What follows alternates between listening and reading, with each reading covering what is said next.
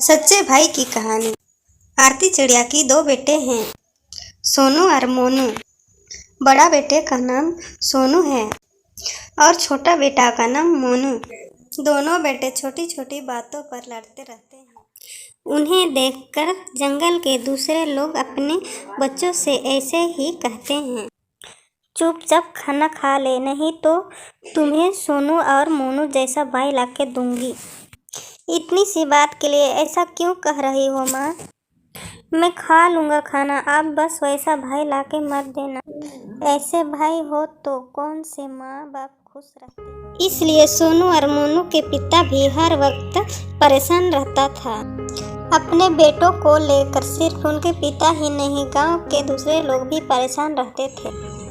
मुझे समझ में नहीं आ रहा है आरती, तुम इन बच्चों की हरकतें देखने के बाद भी उन्हें सुधारने के बजाय उनके हरकतों को देखकर मुस्कुराती हो, क्योंकि मुझे मेरे दोनों बच्चों पर पूरा विश्वास है।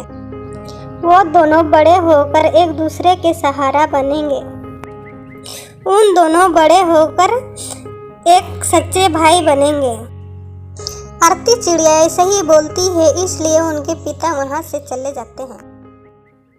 ऐसे ही समय गुजर जाता है और सोनू और मोनू की उम्र के साथ उनके झगड़े भी बढ़ जाते हैं। उम्र होने की वजह से आरती चिड़िया भी मर जाती है। उस दिन भी दोनों भाई एक दूसरे से झगड़ने लगते हैं। तब उनके पिता, यहाँ पर तुम्हारे माँ का शौक मनाया जा रहा है तो तुम दोनों लड़ रहे हो। तुम दोनों मूर्ख इस वक्त भी झगड़ रहे हो। पता नहीं तुम दोनों में तुम्हारा माँ ऐसा क्या देखा था जो तुम्हारा हमेशा साथ देती थी। नहीं पिताजी, पहले इसी ने शुरू किया था। पिताजी, मैंने तो कुछ भी नहीं कहा है। नहीं पिताजी, पहले भैया ने ही शुरू किया था। वो हमेशा ऐसे ही करता है। उनके पिता उन दोनों भाइयों से हार मानकर उन दोनों को अलग कर देता है और जो भी उनके पास जगह जमीन था उन दोनों भाइयों में बांट देते और उन दोनों की शादी भी करा देते हैं। सोनू और मोनू अपने अपने घरों में रहकर खेती करते हुए चुपचाप अपने जिंदगी गुजारते हैं, लेकिन कभी किसी दिन भी एक दूसरे से बात करने की कोशिश नहीं करते हैं। अपने पिता को भी अपने अपने घर में एक एक महीना रखते हैं और उसे अच्छी तरह देखभाल भी करते हैं। बड़े भाई का कोई भी संतान नहीं था। वो जितना भी कमाता था वो चुपचाप अपने छोटे भाई के घर में रख देता था और छोटे भाई भी ऐसे ही करता, क्योंकि बड़े भाई का कोई संतान नहीं था।